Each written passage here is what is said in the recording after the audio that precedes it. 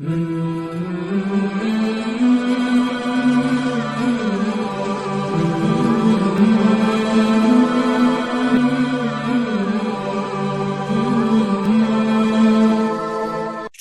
قاعدہ ہے وہ صرف ایک ہی ہے، اسے کلمی مخفف کہتے ہیں۔ قرآن مجید میں اس کے علاوہ کوئی اور لفظ استعمال نہیں ہوتا۔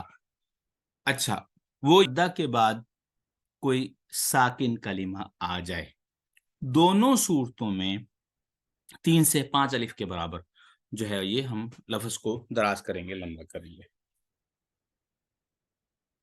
تو یہ تھا، اس کی مثال تھی آن، تو کیا ہیں مقطعات، ان سے ہیں مقطعات لفظ جو ہے وہ قطع یقطع تقطیعان سے ہے، جس کا مطلب ہے کہ کسی چیز کو ٹکڑے کر دینا،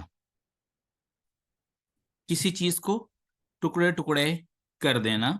تو ہوتا یہ ہے کہ حروف مقطعات بظاہر دیکھنے میں تو یہ مرکب لفظ ہیں، حروف مقطعات بظاہر دیکھنے میں یہی نظر آتے ہیں، یہ کیا ہیں،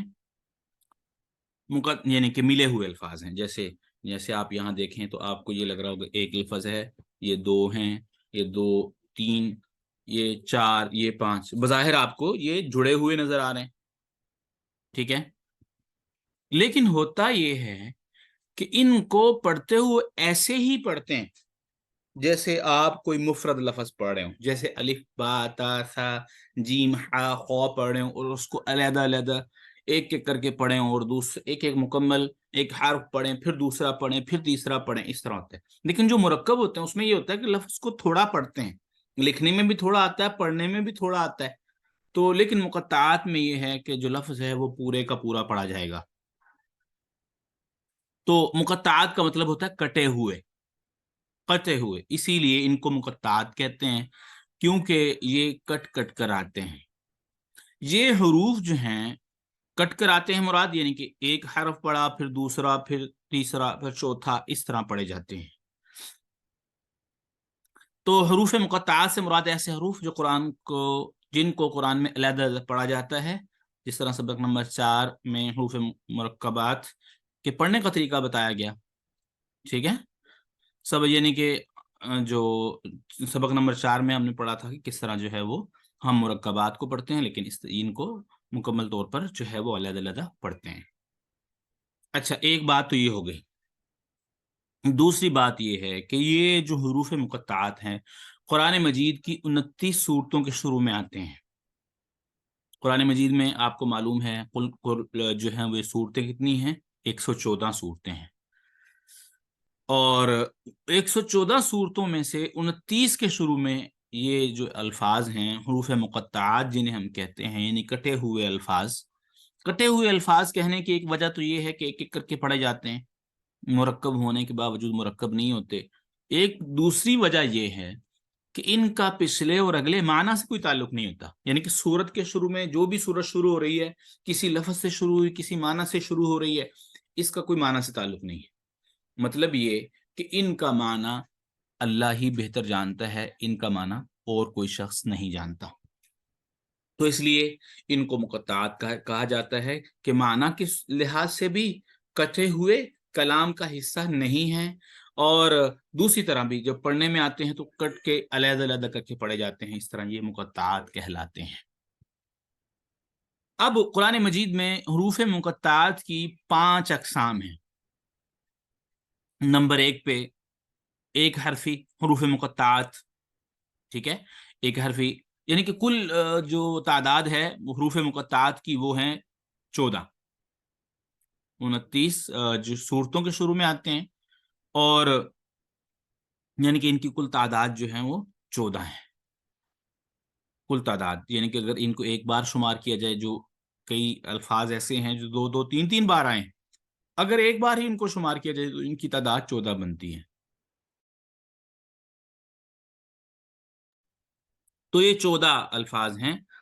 تو ایک میں نے کہا ان کی 5 جو ہے وہ صورتیں ہیں۔ نمبر 1 ایک حرفی، حرف مقطعات، ایک حرفی جیسے نون، قاف، صاد، یہ قرآن مجید کے شروع میں آتے ہیں۔ دو حرفی جیسے حامیم، یاسین، قوہا، قاسین. اور تیسری صورت تین حرفی جیسے الف لام میم، قاسین میم، الف لام را، عین سین قاف. اور چار حرفی جیسے الف لام میم را. اور پانچ حرفی جیسے کاف ہا یا عین صاد. تو یہ جو ہیں یہ پانچ طرح کے حروف مقطعات ہیں. اب ہم ان کی پریکٹس کرتے ہیں. جی تو پڑھتے ہوئے ایسے ہی پڑھیں گے جیسے ایک ایک لفظ ہم پڑھیں. الف لام میم، الف لام میم صاد، الف لام را، الف لام میم را، کاف ها یا عین صاد، طه.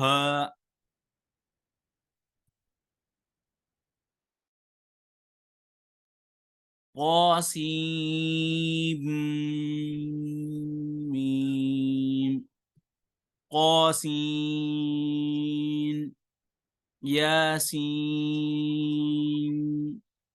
صاد، حامیم عین سین قاف.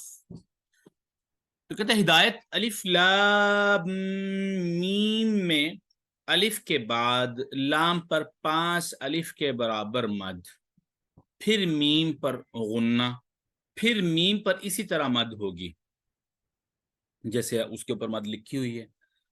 اور دوسرے میں قاسین میم میں قا پر 1 الف کے برابر مد، کیونکہ وہ کھڑی زبر ہے، وہ 1 الف کے برابر کھینچ جاتے ہیں. سین پر 5 الف کے برابر مد کے بعد میم پر غنہ، پھر میم پر اسی طرح مد ہوگی. اس طرح کاف ہا یا عین صاد میں عین پر، اور حا میم عین سین قاف میں عین سین پر مد کے بعد اخفا مع الغنہ کریں.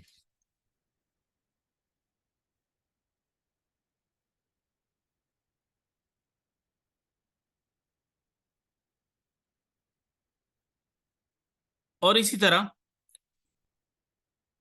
طه میں تو اور ہا کو 1 الف کے برابر لمبا کریں. اسی طرح جس حرف پر کھڑا زبر کھڑی زیر الٹا پیش ہو اس کو 1 الف کے برابر لمبا کریں.